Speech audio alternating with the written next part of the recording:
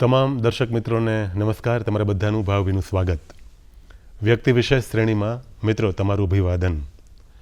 મિત્રો, આજે આપણે રાજકોટના જાણીતા તબીબ ડૉક્ટર લલિત ત્રિવેદી સરને મળીશું. તેઓ સાથે તેઓના જીવન કવન વિષયક રસપ્રદ વાતો કરીશું, જેમાંથી આપણને ઘણી બધી સંપ્રાપ્તિ થશે એવી વાતોની, એવી બાબતોની, એવા શાણપણ ડહાપણની કે જે આપણને ન માત્ર અભિભૂત કરી શકે પણ સાથે સાથે ઘણા બધા દર્શક મિત્રોને એ પ્રેરિત કરી શકે એવી પણ પરમ શક્યતા એમાં ઉજાગર થશે. તો સૌપ્રથમ આપણે દૂરદર્શન વતી, તમામ દર્શક મિત્રો વતી તેઓ શ્રીનું સ્વાગત કરીએ. સર નમસ્કાર, તમારું સ્વાગત. નમસ્કાર. સૌ મિત્રોને ખૂબ ખૂબ વંદન. હવે સર, સૌપ્રથમ દર્શક મિત્રોને સંક્ષિપ્તમાં તમે તમારો પરિચય આપશો. જી, મારું નામ ડૉક્ટર લલિત પ્રભુલાલ ત્રિવેદી છે અને લગભગ 1974થી હું જનરલ પ્રેક્ટિસ કરું છું. જનરલ મેડિકલ પ્રેક્ટિસ, જેને ફેમિલી પ્રેક્ટિશનર કહેવાય, એ કરું છું રૈયા રોડ રાજકોટ પર. અને મેં તબીબી શિક્ષણ જામનગર મેડિકલ કોલેજમાં લીધેલું, MP શાહ મેડિકલ કોલેજ, 1968થી 1973 સુધી. અને 74થી મેં મારી ખાનગી પ્રેક્ટિસ શરૂ કરી. અને સાહેબ, જે મેં ખાનગી પ્રેક્ટિસ શરૂ કરી ત્યારે મારી પાસે કોઈ ધન સંપત્તિ હતી નહીં, એટલે બેંકની મેં લોન લીધેલી અને મારી પોતાની એક સાયકલ હતી. ઓકે. અને સાયકલ ઉપર હું પ્રેક્ટિસ કરવા જતો કે પછી વિઝિટમાં જતો. અને તે સમયે આપણા એરિયામાં જ્યાં હું પ્રેક્ટિસ કરતો ત્યાં હજી રોડ રસ્તા નહોતા થયા, એટલે વરસાદ પડે એટલે ગારો હોય, એટલે એમાંથી તમે સાયકલ ઉપર અમુક અંતર સુધી જ જઈ શકો. રાઈટ. બાકીનો સમય તમારે ચાલીને જવું પડે. એટલે મારા પ્રેક્ટિસના સ્થાનથી ગાંધીગ્રામ નામનો વિસ્તાર છે, જે એરપોર્ટની નજીક છે. અત્યારે તો ઘણો વિકાસ થઈ ગયો છે. તો મારે રસ્તામાં સાયકલ ઊભી રાખી દેવી પડે અને વિઝિટ બેગ લઈને લગભગ 1.5 કિલો, 1 કિલોમીટર, 2 કિલોમીટર ચાલવું પડે. ઓકે. અને પછી હું જ્યાં પેશન્ટનું ઘર હોય ત્યાં સુધી જાઉં અને ત્યાંથી પછી પાછો આવું સાયકલ ઉપર દવાખાના સુધી. તો હું સવારે લગભગ 7 વાગે નીકળી જાઉં, વિઝિટમાં જવાનું હોય તો 7 વાગે ક્લિનિક પર આવું. મારા ઇન્જેક્શન છે બધા ઉકાળું. એનું ત્યારે તો સ્ટરીલાઇઝેશન છે એ સિમ્પલ હતું. અત્યારે તો ડિસ્પોઝેબલનો જમાનો આવી ગયો છે, એટલે એ જરૂર નથી પડતી. પણ ત્યારે ઇન્જેક્શનને બધા ઇન્સ્ટ્રુમેન્ટ્સને બધા આપણે સ્ટરીલાઇઝ કરવા પડે, એટલે એ સવારે પહેલાં જઈને સ્ટરીલાઇઝ કરું 7 વાગે. અને બધું એ પતાવીને હું વિઝિટમાં સાયકલ પર નીકળું. જેમ મારે વાર લાગે છે સાયકલ પર એક ઘરે જતા, એટલે પાછો 8, 8:30 હું ક્લિનિકે આવું. ઓકે. અને 8:30થી મારું ક્લિનિકનું કામ શરૂ થાય તો 1 વાગ્યા સુધી. સાંજે પણ એવી રીતે 4:30થી. એટલે સારી એવી સ્ટ્રગલ કરી અને વિસ્તારો બધા એક ઘરથી, એક એરિયાથી પરિચિત પણ થઈ શક્યો. અને શું મહેનત કહેવાય એ અને શું પ્રેક્ટિસ કહેવાય એનું પણ મને સારો અનુભવ થયો. સર, એ તબક્કા વિષયક આપણે રસપ્રદ વાતો આગળ કરીએ એ પૂર્વે દર્શક મિત્રોને પણ જાણવું ગમશે કે તમે તમારું બાળપણ છે એ ક્યાં વીત્યું અને તમે પછી પ્રાથમિક કક્ષાએ ક્યાં ભણ્યા. તો આપણે થોડી વાત ત્યાંથી માંડીએ કે તમે ક્યાં શરૂઆતના તબક્કામાં ભણ્યા, તમારું પ્રાથમિક શિક્ષણ છે એ તમે ક્યાંથી લીધું અને તમારા બાળપણના એ પ્રકારના જે સ્મરણો છે એ પણ મિત્રોને જાણવા, સાંભળવા ગમશે. તો થોડી વાત આપ એ કરો. બાળપણમાં હું પંચનાથ મંદિરની સામે અમે રહેતા. અને પંચનાથ જે શેરીમાં અમે રહેતા એનાથી બાજુમાં જ સ્કૂલ હતી, તાલુકા શાળા નંબર 8. ઓકે. ત્યાં મેં 1 થી 4 ધોરણ સુધીનું શિક્ષણ મેળવ્યું.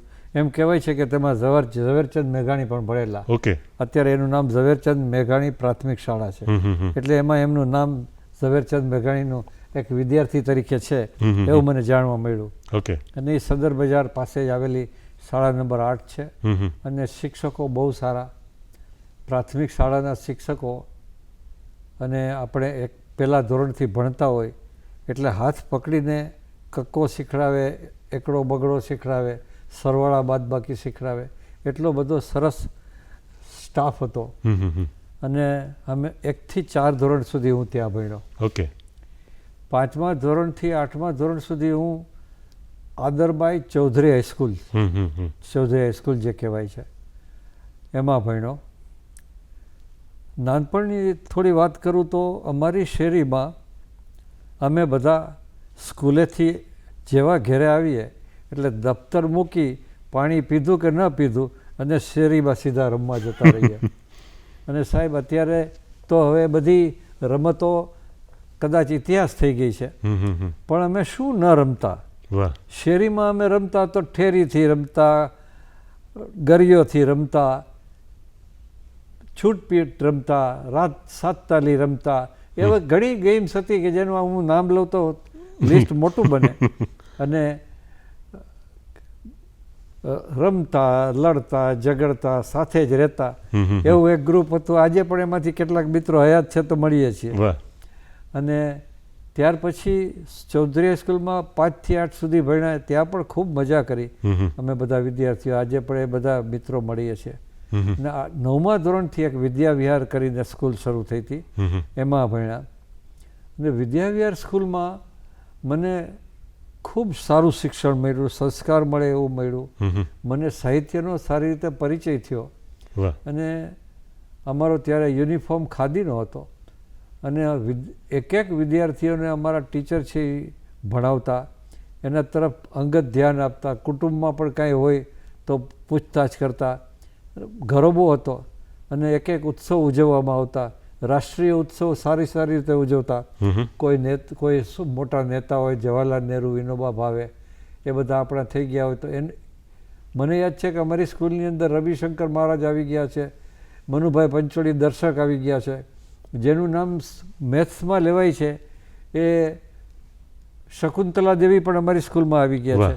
અને ઊભા એમણે સમ્સ, દાખલાઓ, સરવાળા, બાદબાકી, અમે આશ્ચર્ય થતું કે આવડા મોટા 6 આંકડાના ગુણાકાર, ભાગાકાર શકુંતલા દેવી ઊભા એટલે આપણે તો લખીને કરવા પડે. એટલે એવા બધા સરસ અનુભવો સ્કૂલના પણ છે. એટલે ત્યાર પછી મેડિકલ કોલેજમાં, ત્યાર પછી સાયન્સ કોલેજમાં, ધર્મેન્દ્રસિંહજી કોલેજમાં HNHB સાયન્સ કોલેજ બેસતી અને એમાં અમે ભણતા. તો મેં ત્યાં પ્રી સાયન્સ અને FYBSc, એટલે ત્યારે સાહેબ શું હતું કે 11મા ધોરણ પછી આપણે કોલેજમાં એડમિશન મળે. એટલે ત્યારે મને સાયન્સ કોલેજમાં એડમિશન મળી ગયું. અને પહેલું વર્ષને એને પ્રી સાયન્સ કહેવાતું અને બીજું વર્ષ છે ત્યારથી BScનું ચાલુ થાય. FYBSc, SYBSc ને TYBSc. એટલે FYBScમાં તમે નક્કી કરી શકો કે તમારે B ગ્રુપમાં જવું છે કે A ગ્રુપમાં. એટલે ત્યારે મેં B ગ્રુપ લીધેલું. અને ત્યારે અમને ફિઝિક્સ, કેમેસ્ટ્રી, મેથ્સ, બાયોલોજી એ બધું ત્યારે આવતું. અને એ શિક્ષકો મેથ્સના બધા, સાયન્સના, ફિઝિક્સના એ બધા બહુ સારા હતા. એટલું સારું ભણાવતા કે અમારે ટ્યુશન રાખવાની જરૂર નહોતી પડતી. એટલે એમાં અમે FYBSc પાસ કરીને સારા માર્ક્સ મળ્યા એટલે મને મેડિકલ કોલેજમાં એડમિશન મળ્યું, MP Shah medical college, Jamnagar. અને એ કોલેજ, મેડિકલ કોલેજ પણ એટલી જ સારી. એમાં પણ શરૂઆતના સમયમાં આપણે ઘર છોડીને હોસ્ટેલમાં રહેવા ગયા હોય એટલે 4-6 મહિના એવું લાગે, પણ પછી બધા મિત્રો થઈ જાય. અને મિત્રો થઈ ગયા હોય પછી અમારી એક્ઝામ આવે સાહેબ, ત્યારે અમે બધા મિત્રો એક્ઝામના દિવસોમાં સાથે ભણતા હોય, રાતે જાગતા હોય. તો એકબીજાને બોલાવીને ચા બનાવીને લોબીમાંથી અવાજ કરીને મિત્રોને બોલાવીએ કે આવો તું આવી જા, હું બનાવું તો એને બોલાવી લઉં. અને એકબીજાના સહકારથી જાગીએ અને વાંચીએ. એવું સરસ માહોલ હોસ્ટેલમાં કાયમ રહ્યો. ભણવા ટાણે ખૂબ જ ભણતા અને બાકી મજા પણ કરતા. એવું સરસ બધાય. અને મિત્રો બધા થઈ ગયા. આજે પણ પહેલાં જેમ બીજી શરૂઆતમાં જેમ મિત્રો થતા એમ મિત્રો થઈ ગયા. અત્યારે પણ બધાની મિત્રો આજ સુધી અમે ભેગા થતા હોય છે સમય. અમારે સાહેબ બેચ વાઇઝ રિયુનિયન થતું હોય છે. રિયુનિયનમાં શું, કોઈ એક જગ્યા પસંદ કરીએ અને બધા જ મિત્રો જે બહાર છે આજે, કોઈ ક્યાં છે કોઈ ક્યાં છે, રાઈટ. એ અમે બધા ભેગા થઈએ વર્ષે 2 વર્ષે એમ નક્કી કરીએ કે રાજકોટમાં ભેગું થવું છે કે જામનગરમાં ભેગું થવું છે કે કોઈ બીજી જગ્યાએ, અને પછી જેટલા આવી શકે 50-60 જેટલા ફેમિલી વિથ ફેમિલી અમે મળીએ અને મજા ભેગા થઈને પાછી જૂની વાતો યાદ કરીએ, ખાઈ પીએ મજા કરીએ. એટલે એ વસ્તુ મેડિકલ કોલેજમાં ભણતર દરમિયાન સારી થઈ. ભણતર દરમિયાન બધું એક્ઝિબિશન્સ થતા, કોમ્પિટિશન્સ થતી અને રમતગમતના પણ બધું બહુ થતી. અને સાહેબ હું જ્યારે પંચનાથ રહેતો ત્યારે અમારે કેરમ રમવાનું બહુ ચાલતું. અને કેરમમાં અમારી પંચનાથની નામ સારું હતું રાજકોટમાં. ઓકે. એટલે હું પણ કેરમ બહુ સારી રીતે શીખ્યો હતો. જામનગર ગયો તો કેરમમાં હું ભણતો ત્યાં સુધી કેરમનો ચેમ્પિયન હતો. ઓકે. એટલે એવી બધી મેડિકલ કોલેજની સરસ સ્મૃતિઓ છે. અમે શિષ્યવૃત્તિ ઉપર ભણ્યા છીએ, સ્કોલરશીપ મળતી અમને, એટલે અમે ખર્ચા બહુ ઓછા કરતા, ધ્યાન રાખીને અમે રહેતા. ખાવા પીવાનું રિસ્ટ્રિક્ટેડ ને કપડાં ને બધું અમારી હાથે અમે બધું કરતા. અમે કોઈ લક્ઝરીથી રહેતા નહોતા. ઓકે. એક સાદો બલ્બ રૂમમાં હતો જે કોલેજ આપેલો હતો, એમાં ભણતા અમે. વાતાવરણ સારું હતું સાહેબ, બહુ સરસ હતું. એટલે મેડિકલ કોલેજમાં આ રીતે ભણ્યા. હજી ભણવાનું તો અમારું ચાલુ જ રહે છે. મેડિકલ સાયન્સમાં સાહેબ એવું છે ડૉક્ટર કે ડૉક્ટરે અપડેટેડ રહેવું જ પડે. બિલકુલ. દાખલા તરીકે હું હાર્ટની સર્જરી ભલે ન કરતો હું, પણ હાર્ટની સર્જરીમાં શું પ્રોસિજર છે એની મને ખબર હોવી જરૂરી છે. બિલકુલ. હું ન્યુરો સર્જરી ન કરતો, પણ ન્યુરો સર્જરીમાં કયા ન્યુરો સર્જન પાસે જવાની જરૂર છે કે કયા હાર્ટ સ્પેશિયાલિસ્ટ પાસે જવાનું જરૂર છે, કઈ બ્રાન્ચમાં કયા પેશન્ટને મારે રિફર કરવાની જરૂરત છે, એની મારે સ્ટડી મારો હોવો જરૂરી છે. એટલે એ હું હાર્ટની સર્જરી વિશે હું પ્રાથમિક તો જાણતો જ હોઉં. ભલે હું ટેબલ ઉપર જઈને એપેન્ડિક્સનું ઓપરેશન ન કરી શકતો, પણ મને ખબર હોય કે એનું પ્રોસિજર શું છે પહેલેથી છે. પેશન્ટ મને પૂછે કે સાહેબ આમાં શું થશે, તો એ પહેલાં તો મને પૂછવા આવશે, ફેમિલી પ્રેક્ટિશનરને પહેલાં પૂછશે. એટલે એ માટે થઈને દરેક ડૉક્ટર હંમેશા એક વિદ્યાર્થી રહે છે. બિલકુલ બિલકુલ.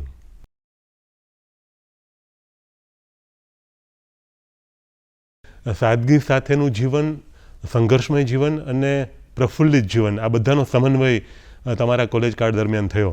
હવે સર થોડી વાત દર્શક મિત્રોને જાણવું એ પણ ગમશે કે તમે પ્રી સાયન્સ કર્યું અને તમે સરસ માર્ક્સ લાવ્યા અને પછી તમે મેડિકલ ક્ષેત્રે ગયા, તો તમારું એ નક્કી હતું કે ના મને ડૉક્ટર જ બનવું છે, અથવા તો એ વખતે તમે કોઈથી પ્રેરિત થયા હો કે જો મેડિસિનમાં જઈએ, તબીબ બનીએ તો પછી ઉજ્જવળ કરિયર છે, ભલે ખૂબ સંઘર્ષ પણ હશે, ખૂબ કામ પણ કરવાનું આવશે, પણ સાથે સાથે માનવીની એવી સેવા કે ઇમિજિએટ સર્વિસ છે ટુ ધ સોસાયટી થાય છે કે એ નેક્સ્ટ ટુ ગોડ ગણાય છે.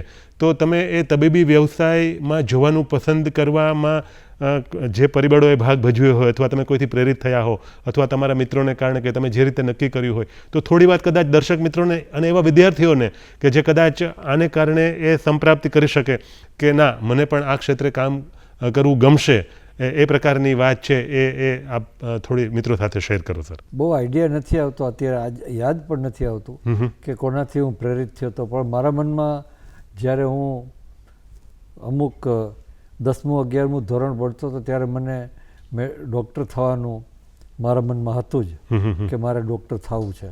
ઓકે. અને મને કહેવામાં પણ આવેલું કે તો તારે ખૂબ વાંચવું પડશે, મહેનત કરવી પડશે.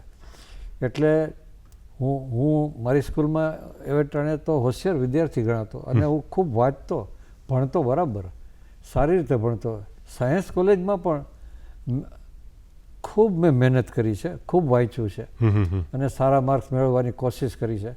અને ઈશ્વરની કૃપાથી મને સારા માર્ક્સ મળ્યા અને હું મેડિકલ કોલેજમાં જઈ શક્યો. એટલે વાંચન કે મહેનત વગર તો કોઈ સારી વસ્તુ મળતી જ નથી, કોઈ એચીવ કરી શકતું જ નથી. મેડિકલ કોલેજમાં પણ ખૂબ વાંચીને, સારી રીતે વાંચીને કોઈ એવો વિદ્યાર્થી નહીં થઈ શકે કે જે મહેનત કર્યા વગર કંઈ મેળવી શકશે. એવું તો બનતું જ નથી. પોતે મહેનત કરવી જ પડે છે. અને ત્યારે તો અમારા સમયમાં તો સાહેબ કોઈ ટ્યુશન હતા કે નહીં એ મને ખબર નથી. સાયન્સ કોલેજની અંદર અમને ટ્યુશન હતા કે નહીં એ ખબર નથી. અમે બધા અમારી રીતે ભણતા અને અમે એટલું અમારું એટમોસ્ફિયર સારું હતું કે થોડાક વિદ્યાર્થીઓ અંદરો અંદર બેસીએ, એકબીજાની રૂમે જઈએ કે કોઈ મારા ઘરે આવે, મારા મિત્રો, અને અમે સાથે ભણીએ. અમે મેથ્સ કરીએ કે કાંઈ પણ કરીએ તો એકબીજાને આપલે કરીએ કે તું આ સમ કેવી રીતે કરી શકો. એટલે એક વાતાવરણ વિદ્યાર્થી તરીકે એકબીજાને હેલ્પફુલ થવાનું ને ભણવાનું તો બહુ સારું હતું. સાયન્સ એવું જ મેડિકલ કોલેજમાં હતું. ખૂબ જ બધા વિદ્યાર્થીઓનું અમારું ગ્રુપ જે હતું એ ભણવાવાળું હતું. એટલે અને હજી પણ અમે સેમિનારમાં જઈએ છીએ. એક કન્ટિન્યુઅસ મેડિકલ એજ્યુકેશન નામનું અમારે ગ્રુપ ચાલે છે, CME. એમાં હજી પણ સારા સારા ડૉક્ટરો કોઈ એક ટોપિક ઉપર ચર્ચા કરતા હોય તો અમે બધાએ ડૉક્ટરો, મારાથી પણ સિનિયર હોય એવા ડૉક્ટરો, અમે બધાએ એ એટેન્ડ કરતા હોઈએ છીએ. એટલે ભણતરની અને શીખવાની કોઈ સીમા છે? બિલકુલ બિલકુલ કોઈ સીમા નથી. શીખતા જ રહ્યો. ખૂબ સરસ વાત કરી સર. એટલે આ ખૂબ મહત્ત્વનું છે કે તમારે સતત અપડેટ રહેવું પડે છે અને સાતત્યપૂર્ણતાથી તમારે શીખતા રહેવું પડે છે, અને મેડિકલ પ્રોફેશનમાં તો આ ખૂબ જ જરૂરી છે. હવે સર થોડી વાત એ પણ કરીએ કે તમે જ્યારે MP Shah medical college Jamnagar ખાતે અભ્યાસ કરતા હતા અને તમારું જે વાત કરી પ્રમાણે સરસ ગ્રુપ હતું, તમે ખૂબ સરસ સાથે મળી અભ્યાસ કરતા, બીજી પ્રવૃત્તિમાં પણ તમે ભાગ લેતા અને બધું તમે કરતા, પણ જે સ્કોલેસ્ટિક એપ્રોચ હોય એ તમે હંમેશા પ્રેરિત થતા હો કે તમારી પાસે એ પ્રકારના પ્રોફેશનલ્સનો સ્ટાફ છે, એ ડૉક્ટર્સ છે, એ ડૉક્ટર્સ કે જે વિદ્વાન છે, એ કેરિંગ પણ છે, એ પોતે સ્કોલેસ્ટિક છે, એ તમારામાં એ જ્ઞાન છે એ સંપાદિત થાય, તમારામાં એ સંક્રમિત થાય, તમે પણ ખૂબ હોનહાર ડૉક્ટર બનો, એવી ખેવના ધરાવનારા પ્રોફેસર્સ, એ પ્રકારના ડૉક્ટર્સ અને એવો સ્ટાફ કે જે તમે આજે પણ તમારા સ્મરણપટ પર એ તાજો છે, અને એમણે જે ભણાવ્યું અને તમે જે સઘનતાથી નિષ્ઠાથી ભણ્યા અને એમની પાસેથી ભણવાને કારણે પછી તમારામાં એ સંસ્કાર અને એ આવડત, જ્ઞાન, ક્ષમતા, કૌશલ્ય આ બધું આવ્યું સર. તો અત્યારની પેઢીને આ જાણવું સર ખૂબ ગમશે આપની પાસેથી. મેડિકલ કોલેજમાં first MBBS, second MBBS, third MBBS ને ત્યાર પછી ઇન્ટર્નશીપ 1 વર્ષની, એ આખો પ્રોગ્રામ છે. એટલે ફર્સ્ટ MBBSમાં તો હજી અમે પાસ થઈને આવ્યા હોય એટલે અમારા માટે બધું નવું હોય. અમારે હ્યુમન બોડીને એક્સપ્લોર કરીને, એનું ડિસેક્શન કરીને એનેટમી નામના સબ્જેક્ટ ભણવાનો હોય, અને બીજો એક શરીરની અંદર શરીરનું શાસ્ત્ર, જે કઈ રીતે બધું ફંક્શન્સ થાય છે, રેસ્પિરેટરી સિસ્ટમ કે એનું શાસ્ત્ર, ફિઝિયોલોજી, એ ભણવાનું હોય. પણ અમારું જે એનેટોમીનું જે બોડી ડિસેક્શનનું જે કામ હોય ને, એમાં અમે એક એક વસ્તુ જોતા હોઈએ ત્યારે અમારી સાથે અમને ભણાવતા જુનિયર લેક્ચરર્સની ત્યારે પોસ્ટ ગણાતી, એ સાહેબ અમારા એક એક વિદ્યાર્થીના ટેબલ પર આવી અને એક એક સ્ટ્રક્ચર, દાખલા તરીકે કોઈ આર્ટરી છે કે કોઈ નર્વ છે કે કોઈ મસલ છે, એ અમને ડિસેક્ટ કરતાં ન આવડતું હોય તો એ અમારી સાથે બેસી અને કેવી રીતે ડિસેક્ટ કરવું એ એક એક વિદ્યાર્થીને શીખડાવે. અને દર અઠવાડિયે એક વાઇવા લેવાય, એની અંદર અમારે બધાએ તૈયાર રહેવાનું, પાસ થવાનું, અને અમને ના આવડતું હોય તો ફરીથી શીખડાવે. એવું એક આખું સરસ મજાનું એટમોસ્ફિયર અમે જે ફર્સ્ટ MBBSમાં ભણ્યા તે દરમિયાન હતું. સેકન્ડ MBBSમાં શું હતું સાહેબ કે 3 સબ્જેક્ટ હતા, એક પેથોલોજી, એક ફાર્મેકોલોજી અને એક ત્રીજો સબ્જેક્ટ પીડિયાટ્રિક્સ કેવું કંઈક હતો. એ બધા એ ત્રણેય સબ્જેક્ટની અંદર પણ અમને જે ટીચર્સ મળતા અમને સ્ટ્રક્ચર્સ બતાવે, અમને પેથોલોજીની સ્લાઇડ બતાવે, ફાર્મેકોલોજીમાં અમે ડ્રગ્સ બનાવીએ, એ બધું અમે શીખ્યા ત્યાં. અને એમાં પણ એવી જ રીતે સારી રીતે ભણાવતા. સૌથી સારું જે અમને ભણવા મળ્યું એ અમે થર્ડ MBBSમાં જ્યારે અમારે ક્લિનિક્સ એટેન્ડ કરવાનો હોય, મેડિસિન, સર્જરી, ગાયનેક, ઓપ્થેલ્મોલોજી, ડેન્ટિસ્ટ્રી, એમાં અમારા બધા પ્રોફેસરો પણ આટલા જ સિન્સિયર હતા. સાહેબ હું એક અમને ભણાવતા યાજ્ઞિક સાહેબ કરીને, ફોર્ચ્યુનેટલી ગયા અઠવાડિયે જ એમને મળવાનું થયેલું. ઓકે. અને એમના વાઈફને એક સારો પુરસ્કાર મળતો હતો અને હું મારો એક પુરસ્કાર લેવા ગયેલો, ત્યારે યાજ્ઞિક સાહેબને જોયા ને મેં તો એના પગે લાગી ગયો. મને નામથી ઓળખતા હતા. સાહેબ એવું હોય કે દરેક યુનિટ છે એનો એક દિવસ નક્કી હોય. વાહ. દાખલા તરીકે એક યુનિટ છે તો એનો એક સોમવાર નક્કી હોય, ગુરુવાર નક્કી હોય. તો સોમવારની 24 કલાકની ડ્યુટી જેટલા પેશન્ટ્સ મેડિસિનને લગતા આવે એ એના વોર્ડમાં દાખલ થાય. રાઈટ. વોર્ડની અંદર ઇન્ચાર્જમાં પહેલો કોલ જાય હાઉસમેનને, બીજો કોલ જાય રજિસ્ટ્રારને, ત્યાર પછી જુનિયર લેક્ચરને અને ત્યાર પછી યુનિટના હેડને કોલ જાય. એવી વ્યવસ્થા હોય. અને હાઉસમેન જે હોય એને તો ખૂબ કામ કરવું પડે, ખૂબ એટલે 24 કલાક એ કામ હોય. ક્યારેક તો એ ટેબલ ઉપર બેઠા બેઠા જોલું ખાઈ લેતા હોય, એટલું સખત કામ હોય. અને યાજ્ઞિક સાહેબ સવારે વોર્ડમાં આવે ત્યારે અમે વિદ્યાર્થીઓ હોઈએ ત્યાં, તો એવી સ્થિતિ હોય ઇરવિન હોસ્પિટલમાં કે નવા દાખલ થયેલા પેશન્ટ સવારે 8 વાગ્યાથી દાખલ થવા માંડ્યા હોય તો બેડ્સ તો ફૂલ થઈ જાય, પણ પેશન્ટ નીચે લોબીમાં સૂતા હોય. ઓકે. મેલ વોર્ડ હોય કે ફિમેલ વોર્ડ હોય, પણ જગ્યા ન હોય એટલે પેશન્ટને નીચે સુવડાવવા પડે. રાઈટ. તો યાજ્ઞિક સાહેબ નીચે બેસીને પેશન્ટને તપાસે. વાહ. પોતે અદ્ભુત. ફલાઠી વાળીને બેસી જાય, એક પેશન્ટને તપાસે. સાહેબ બેસતા બેસતા ખસતા જાય ઓહો. અને એક પેશન્ટને તપાસે. જે હાઉસમેન છે એની હારે ચર્ચા કરે, રજિસ્ટ્રાર હારે, અમને વિદ્યાર્થીઓને વચ્ચે વચ્ચે ભણાવતા જાય વાહ, બહુ સરસ. યાજ્ઞિક સાહેબ. અને એવું એક યાજ્ઞિક સાહેબની જ હું આ વાત નથી કરતો, દરેક વોર્ડની અંદર જેટલા અમને ભણાવતા જે યુનિટના હેડ હોય એ અમારા ભણાવતા હોય, ક્લાસીસ અમારા લેતા હોય, પીરિયડ્સ લેતા હોય, એ પણ બધા જ આ રીતે. વાહ. અને એ નાની ઉંમર ન હોય, નીચે બેસી જવા માટે એને સહેલું ન પડતું હોય સાહેબ. બિલકુલ. એને બેસવું પડે તો એ પરસેવે રેપજેપ પણ ક્યારેક થઈ જાય. પણ એટલું સારું પર્સનલી પણ ભણાવે. એક વિદ્યાર્થીને પૂછે કે આમાં તમારું ફાઇન્ડિંગ શું છે? ના એમ નહીં, આમ છે તેમ છે. એટલે વી વર ફોર્ચ્યુનેટ કે અમને એક વિદ્યાર્થીને અમે ભણ્યા. સર્જરીમાં પણ એવી રીતે સાહેબ ઇન્સ્ટ્રુમેન્ટ એક હોય, એક જ ઇન્સ્ટ્રુમેન્ટના કેટલા યુઝ હોય. અમે ડ્યુરિંગ સર્જરી અમને ભણાવતા હોય, ડ્યુરિંગ સર્જરી પણ અમને એક સ્ટ્રક્ચર બતાવતા હોય જે કંઈ એને સર્જરી કરવાની હોય.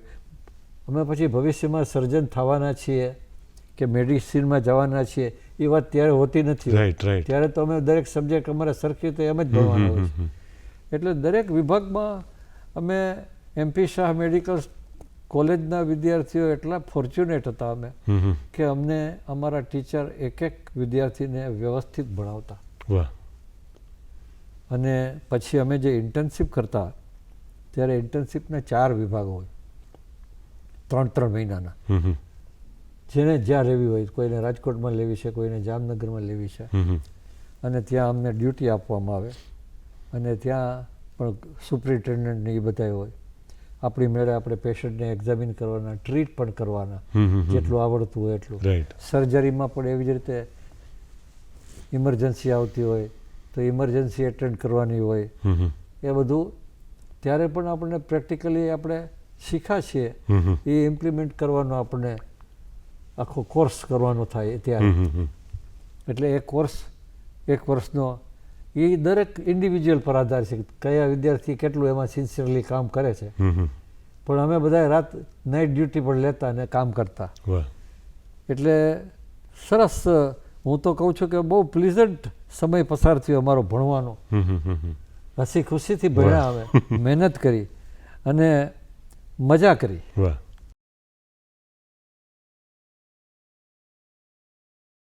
આ ખૂબ મહત્વનું છે કે તમે ભણો છો એ આનંદથી ભણો છો, હસી ખુશી સાથે ભણો છો અને ખૂબ સરસ રીતે ભણો છો. એટલે એમાં ભણાવનારા પણ એ પ્રકારના ખૂબ કાબેલિયત ધરાવતા સંનિષ્ઠ વ્યક્તિઓ હતા, ડૉક્ટર્સ હતા, એ પ્રકારના તજજ્ઞો હતા. અને એ પછી ભવિષ્ય માટે જે ડૉક્ટર્સની ટીમ તૈયાર થવાની હતી, જે ડૉક્ટર્સ ટુ બી હતા, એ બધા માટે પણ એ પોતે પોતાની તમામ શક્તિઓ કામે લગાડતા. અને એના પરિપાક રૂપે તમે બધા સર પછી જે ડૉક્ટર બનો છો અને પછી સમાજ સેવાનું જે કાર્ય થાય છે એ અદ્ભુત થયું છે. હવે સર થોડી વાત આપણે એ પણ કરીએ કે તમે તમારું જે કોર્સ પૂર્ણ થાય છે, તમે MBBS થઈ જાઓ છો, એટલે એક કોઈપણ ડિગ્રી જ્યારે પ્રાપ્ત થતી હોય પછી એક એનો અહેસાસ છે, એક સંતૃપ્તિનો અહેસાસ હોય કે ચાલો એક સરસ કાર્ય થયું.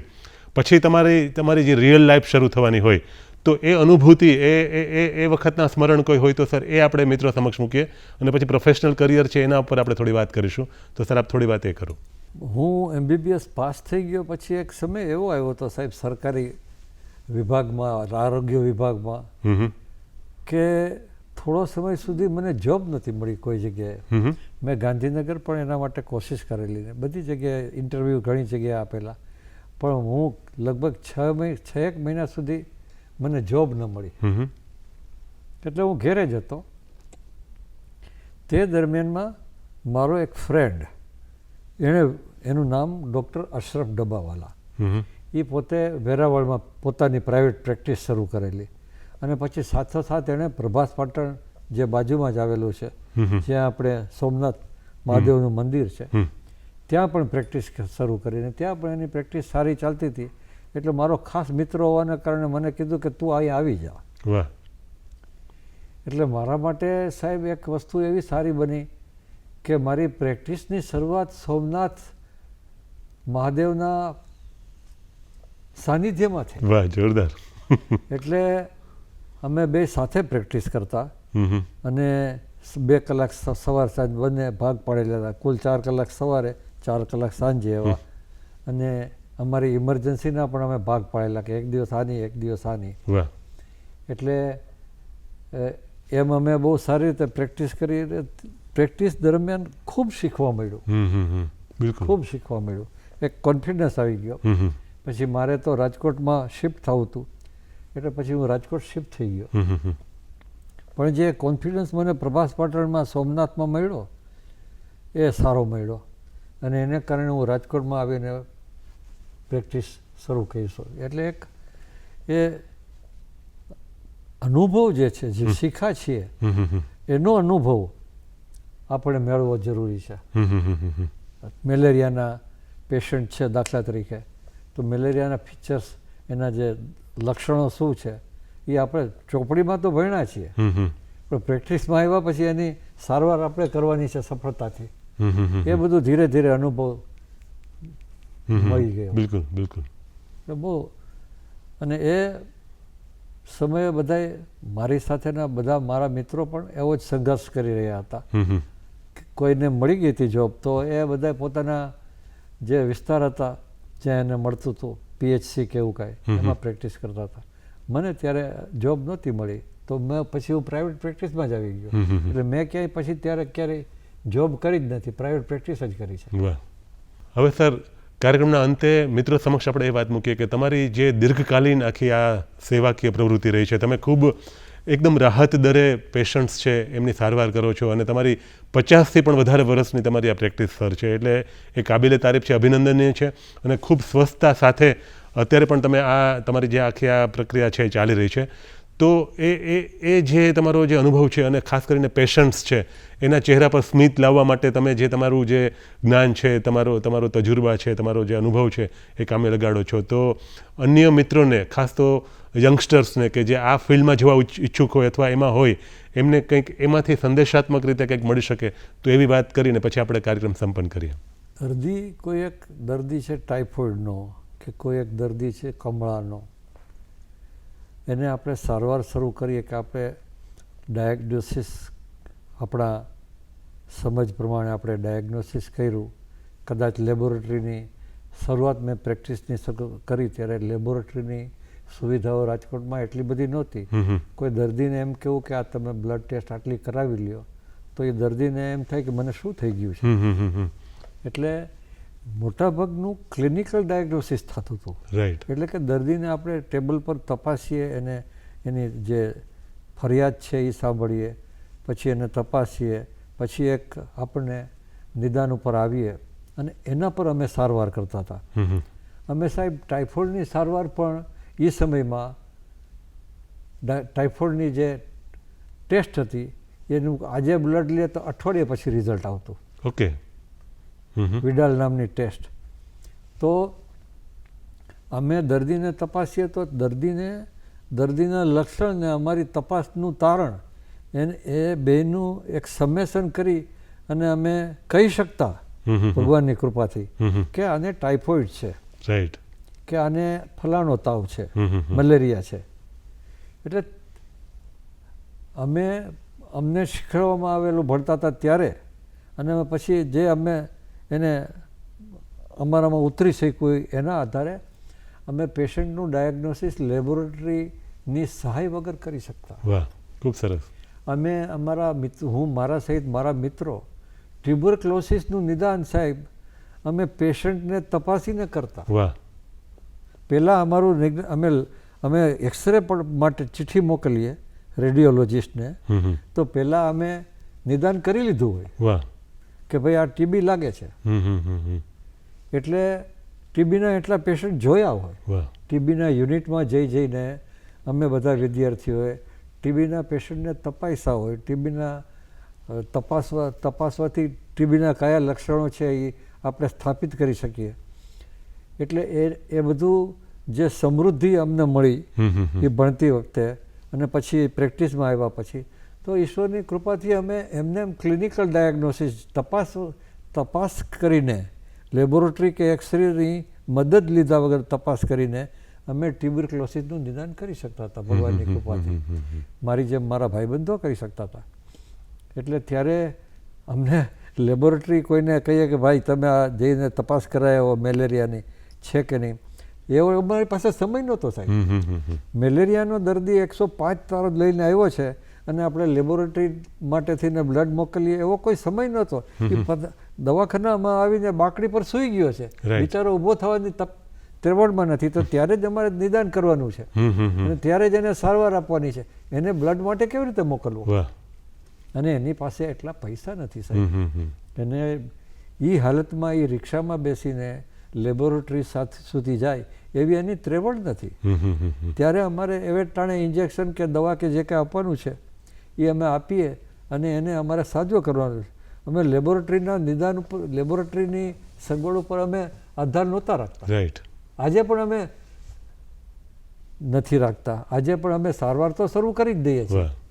પછી હવે આજનું વાતાવરણ તો સાહેબ જરાક એવું છે કે એ લોકો ક્યાંક ના સાહેબ પહેલાં બ્લડ ટેસ્ટ કરાવી લે અથવા એ પોતે જ રિપોર્ટ લઈને આવ્યા હોય.